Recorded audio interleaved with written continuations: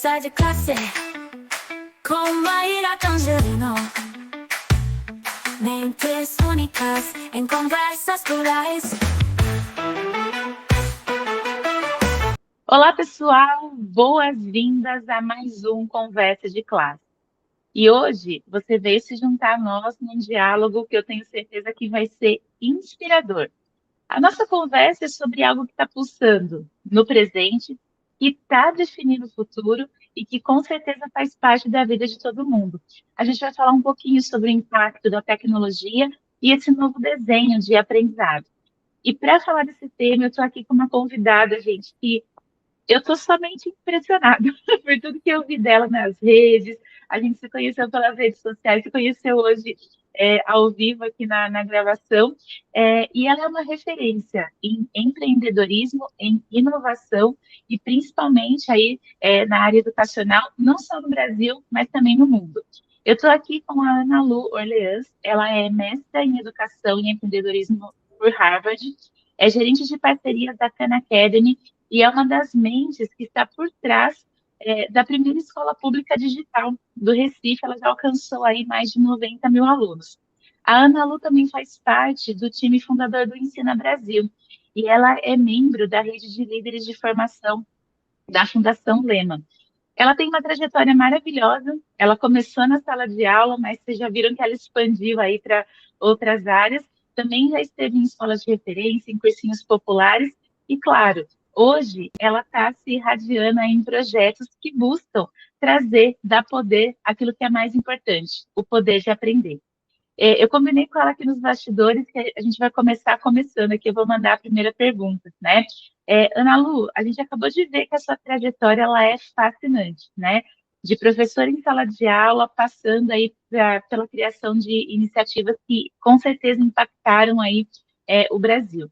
O que eu quero te perguntar é, olhando para trás, qual que foi aquele momento de maior virada que você percebeu que a sua missão pessoal de construir um Brasil de pessoas que saibam aprender, né, iria inevitavelmente passar pela tecnologia e pela escola.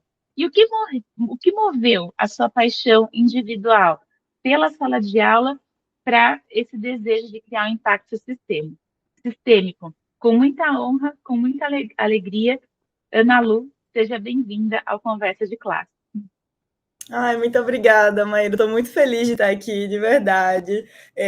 Desde que a gente se falou pela primeira vez, comecei a acompanhar mais aí o seu trabalho e feliz de dividir esse espaço com tantas pessoas incríveis que já passaram por aqui. Então, queria começar só mandando um beijo aí para todo mundo que está assistindo a gente. E um grande obrigada para você também pelo convite. Estou super feliz de estar aqui. E bora lá para essa conversa.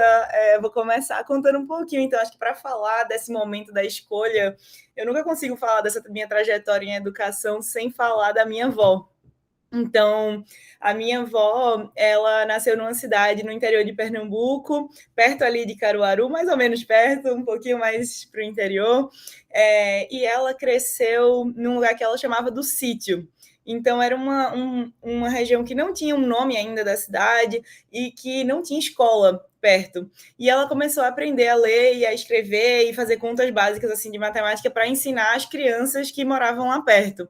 Então, a gente fala que, mesmo sem ela dizer, ela foi a primeira professora da família, né? Então, ela não recebeu esse título, né? Assim, infelizmente, na época, não era uma escola formal, mas por todo o contexto. Mas eu cresci muito ouvindo como ser professor era uma profissão muito honrosa. Ela teve que sair lá dessa região quando teve uma seca bem forte lá em Pernambuco e ela teve que ir andando para Caruaru, né, ou para alguma cidade, na verdade, que ela não sabia qual era, para se estabelecer, né, em algum lugar. E aí ela acabou se estabelecendo lá em Caruaru e eles conseguiram estabelecer um comércio e tudo. E aí a minha mãe, ela já conseguiu estudar pedagogia na capital, né, que é Recife. Então, seguindo aí com essa história. E aí, quando eu nasci, então, durante toda essa trajetória, eu fiquei ouvindo muito essas histórias de será que um dia você vai ser professora? Ela me perguntava assim várias vezes, a minha avó e minha mãe e tudo.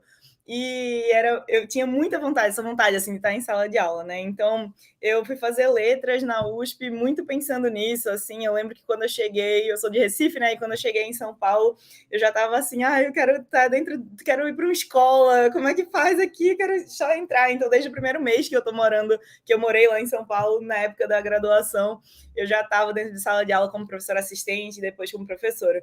Então, assim, a cada ano eu queria conhecer metodologias diferentes de ensino, a cada ano da faculdade. Então, eu fazia estágio e era professora assistente em escolas diferentes. E aí eu trabalhei em várias escolas de referência, assim, em São Paulo, né? Eu conheci uma realidade que era bem diferente, assim, da minha e das que eu conhecia antes, né? Já vi alunos chegando de helicóptero na escola, uma realidade assim que era muito, né, discrepante da que eu via no fim de semana, inclusive, porque eu dava aula também num cursinho popular gratuito lá dentro da USP, e aí tinha alunos ao mesmo tempo no sábado que me pedia para reservar a sala porque na casa dele não tinha uma mesa para ele estudar.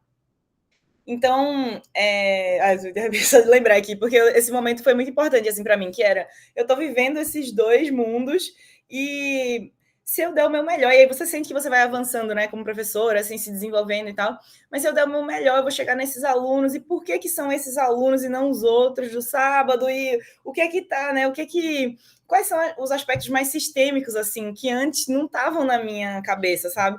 Então, para mim, antes era muito a sala de aula, e aí eu sinto que esse momento de virada para mim foi quando eu comecei a ver a sala de aula como parte do mundo, né? Assim, então, e o que mais? Tipo, e que sistema é esse? E o que é que está por trás disso tudo e tudo? Então, isso mexeu muito, assim, comigo. Eu não chamava de escala ainda na época, mas eu acho que agora foi para mim quando virou a importância desse conceito de escala.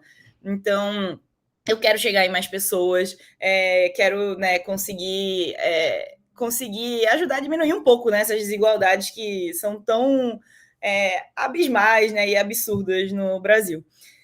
Então, eu comecei a tomar café com um monte de gente, tentar entender o que estava acontecendo em educação, e aí foi nessa época que eu entrei, então, para o time fundador do Ensina Brasil, que tem muito a ver com essa missão, né? Mas, para mim, e aí comecei a trilhar essa trajetória um pouco mais sistêmica nesse sentido, mas também já acho que essa ideia e depois fiz outras coisas, né, tudo como você comentou, mas essa ideia da escala, essa ideia de chegar em mais pessoas e diminuir desigualdades, acho que sempre virou esse motor, e acho que tem tudo a ver com essa discussão também de tecnologia e esse caminho que eu fui criando até a tecnologia educacional, que é um pouco, né, do que você me convidou para a gente falar hoje também.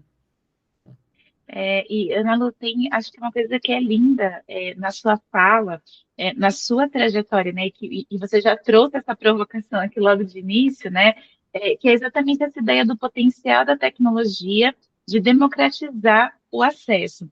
Mas a gente sabe que também tem um paradoxo aí, porque ela também pode acentuar as desigualdades. A gente tem aí, tá até um termo para isso, né, a gente chama hoje de abismo digital. O que eu quero te perguntar você esteve à frente de iniciativas que buscam a equidade, você está à frente, né, de iniciativas que buscam a equidade. Como que na prática a gente consegue garantir que a inovação tecnológica ela seja uma ponte e não só um novo muro aí que a gente está colocando para as pessoas? E qual que é o risco da tecnologia virar uma substituta em vez de ser uma potencializadora do papel essencial do professor? Super, nossa, Maíra, pergunta super relevante, assim, inclusive eu tenho conversado um pouco sobre isso com a comunidade que a gente está construindo lá no Ana Lu Aprende, lá no Instagram, e acho que algumas coisas que eu vou falar aqui foram as pessoas da comunidade que foram construindo junto comigo, e eu vi muito na minha trajetória também, né, desde sala de aula até Secretaria de Educação, até empresas de tecnologia. Eu acho que para mim ficou muito claro que a tecnologia pode sim ser essa grande alavanca assim para a gente combater desigualdades, mas só se a gente fizer algumas escolhas muito intencionais e muito práticas. Então, para mim, são três principais escolhas aqui. A primeira é a gente desenhar tecnologia para a escola média, e não só para uma escola ideal, para uma escola dos sonhos, né? Então, na prática, isso significa, não desenhar uma tecnologia que só vai funcionar na internet ultra rápida, que só vai funcionar num dispositivo de última geração. Porque a gente sabe, né, que tem grandes chances ali de, em várias escolas, a internet cair no meio da aula, do dispositivo, não ter um dispositivo por aluno, de não ter dispositivo, de não ter Wi-Fi. Então, assim, esses tipos de perguntas, eu acho que são muito importantes de serem feitas desde a concepção, desde o desenho da tecnologia. Então, acho que um primeiro é esse. Uma segunda escolha que eu acho que é muito importante quando a gente pensa em inclusão e igualdade e educação, é a gente desenhar uma tecnologia que devolve tempo e poder pedagógico para o professor. Então, se perguntar o que é que o professor está ganhando com essa tecnologia, como é que essa tecnologia está a favor, está servindo o professor e mantendo o poder pedagógico nele, né? Então, para mim, quando a gente pensa em inteligência artificial e tecnologias no geral, é muito importante que essa tecnologia faça o que o professor não é humanamente capaz de fazer. Ninguém é humanamente capaz de fazer. Então, por exemplo, você está numa sala ali com 40 alunos, você não vai conseguir passar de aluno em aluno sabendo qual foi a parte do exercício que ele errou. Mas uma tecnologia pode fazer isso, a inteligência artificial pode fazer isso e fazer bem. Mas o que você vai fazer com isso é o poder pedagógico, ainda é a decisão do professor, né? Então, se a gente desenha essa tecnologia, considerando essa parte final, que o professor vai ter ainda a tomada de decisão, eu acho que a gente vai num caminho mais, que reforça mais a igualdade, assim, sabe? E aí, uma terceira é a gente pensar como que a gente usa todos os dados aí que são gerados por essas tecnologias para diminuir as desigualdades e não para justificar. Então, eu acho que essa aqui é uma armadilha bem fácil, assim, da gente cair, que é... com a tecnologia, eu vou conseguir começar a agrupar mais os alunos e ela é muito boa de identificar padrões, né? Então, eu vou ver, esses alunos aqui, eles não estão com várias defasagens de competências. Esses alunos aqui estão bem mais à frente e tudo. E ela indica os padrões, né? Normalmente a tecnologia. Então, ela vai dizer, os alunos têm essa característica aqui. Esses alunos que estão mais defasados e esses que estão mais para frente. As escolas que estão indo melhor na sua tecnologia têm essas características aqui, ou estão nessa região aqui. E aí, quando a gente recebe esses dados, né? Ou a gente pode olhar para isso e dizer, tá vendo? Escolas que são da região X não são escolas boas. Ou alunos que têm essa característica aqui não são alunos bons. E fazer esse estigma.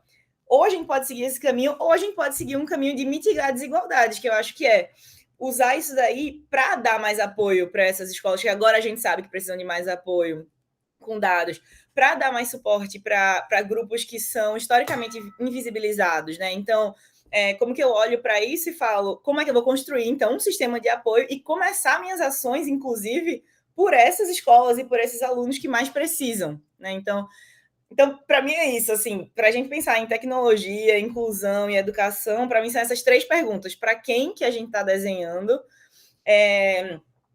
como que devolve tempo para o professor e como que a gente está usando esses dados para mitigar desigualdades. Acho que são essas três, assim, para mim. E Ana Lu, a sua lucidez aqui, meu coração até acelerou, assim, você falando, né?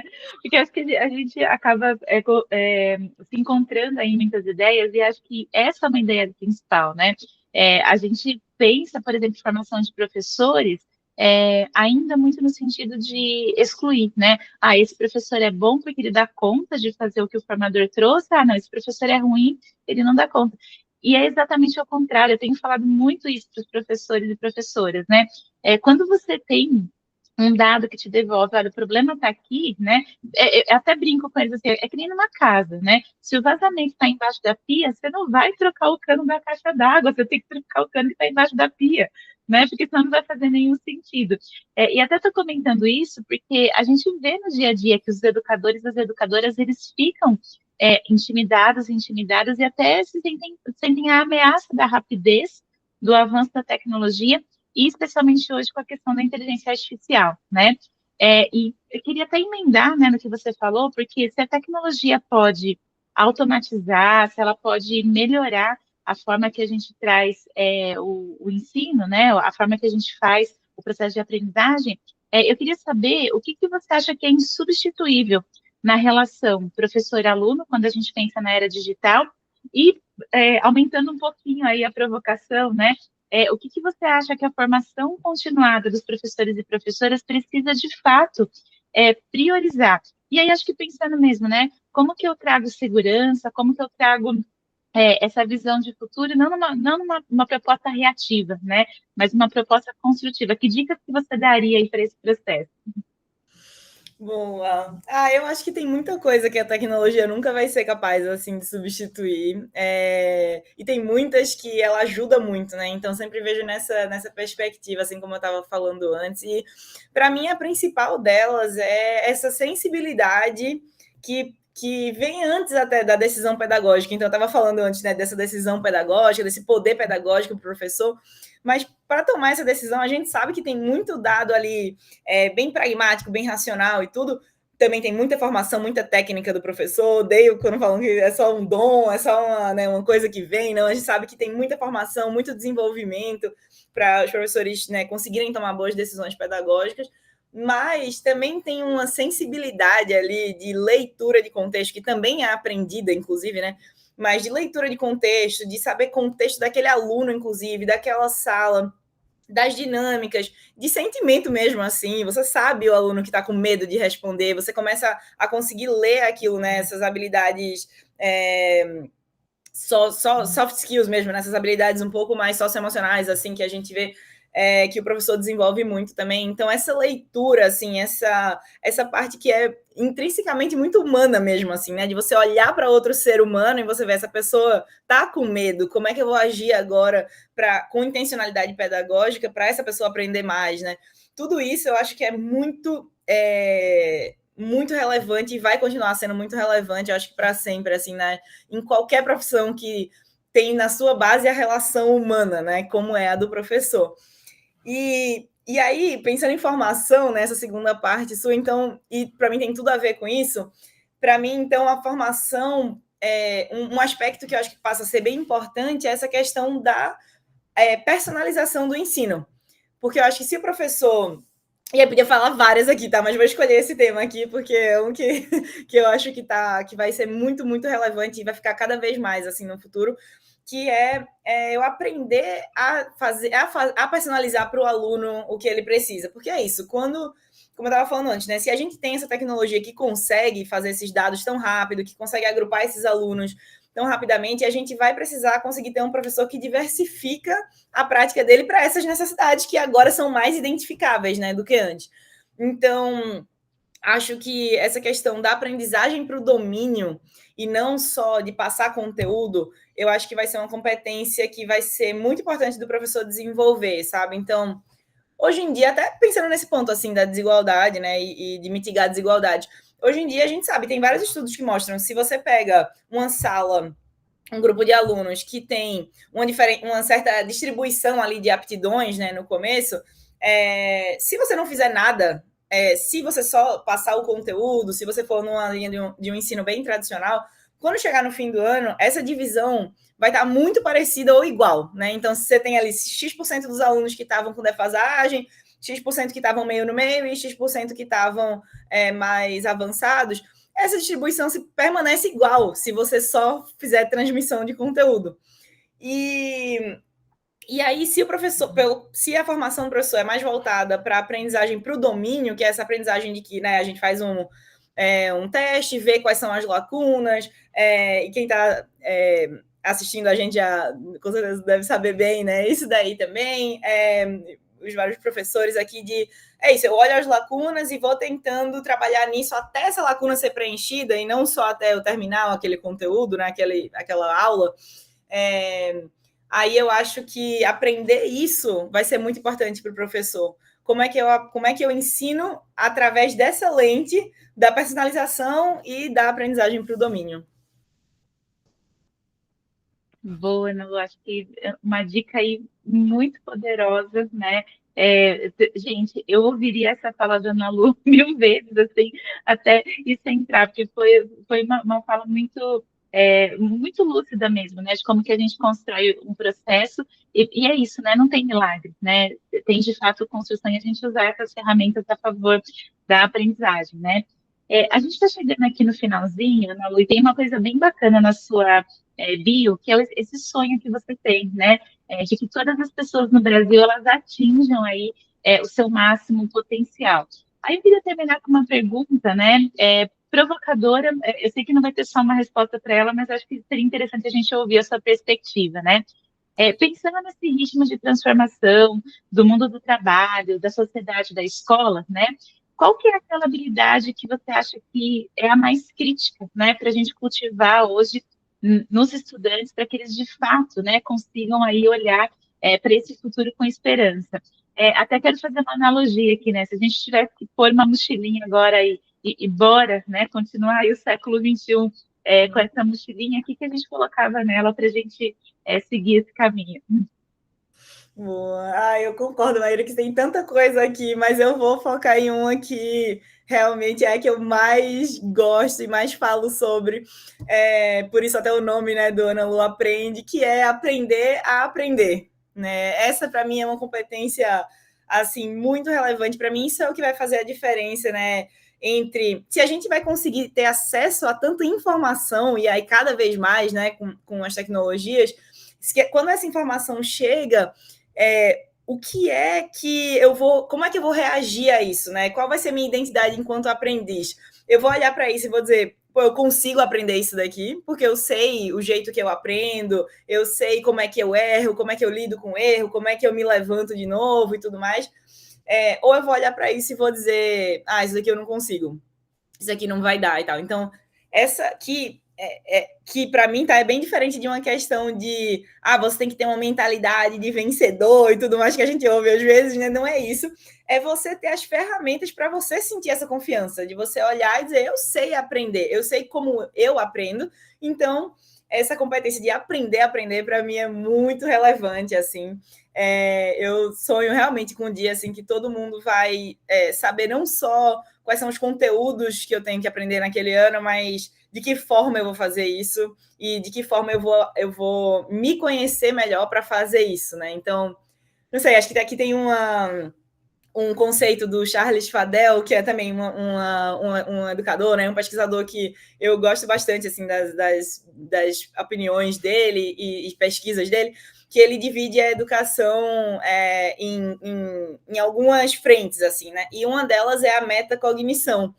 E que é justamente isso, você saber como, não só o que você está aprendendo, mas como você está aprendendo. Então, assim, eu acho que se você juntar isso com esse desenvolvimento do autoconhecimento, então, competência de metacognição e competência de autoconhecimento, aí eu acho que você tem um combo de competências que nenhuma tecnologia vai nunca substituir, nunca tirar de você, que é eu me reconhecer quem eu sou, né? Eu saber quem eu sou e saber como que eu aprendo melhor através disso. Porque é isso, construir identidade, seja a sua identidade como pessoa, seja a sua identidade como aprendiz, é uma coisa que só você pode fazer por você mesmo, né? Que lindo, Ana Lu. E é isso, né, gente? Fica também o convite, né? Você tem o seu perfil no Instagram, Ana Lu Aprende, né? Então, acho que você tem que ir lá aprender, né? Como a gente aprendeu tanto aqui nessa entrevista, tem muito mais para aprender. Eu quero agradecer a sua generosidade, a sua disponibilidade de estar aqui com a gente e quero saber, você quer deixar uma mensagem de finalização para quem está escutando a gente?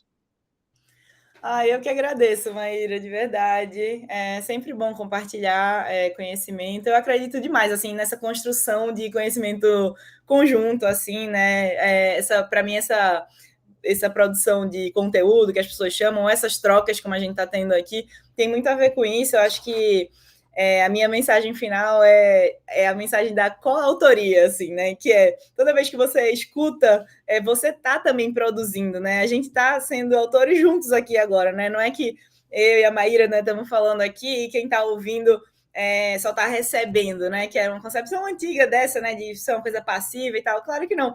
Se você está ouvindo, você já está aí fazendo conexões no seu cérebro, você já está montando também esse significado junto com toda a sua história.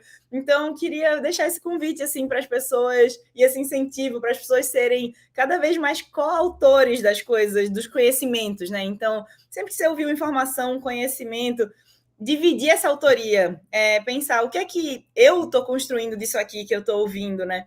E acho que com isso a gente vai conseguir ter aprendizes e pessoas aí que estão tomando decisões muito melhores para o mundo e para o coletivo. Então, eu queria deixar um beijão para todo mundo aí. Maravilhoso. Muito obrigada, Nalu. Te agradeço mais uma vez. E, pessoal, a gente se vê no próximo Conversa de Classe. Até mais.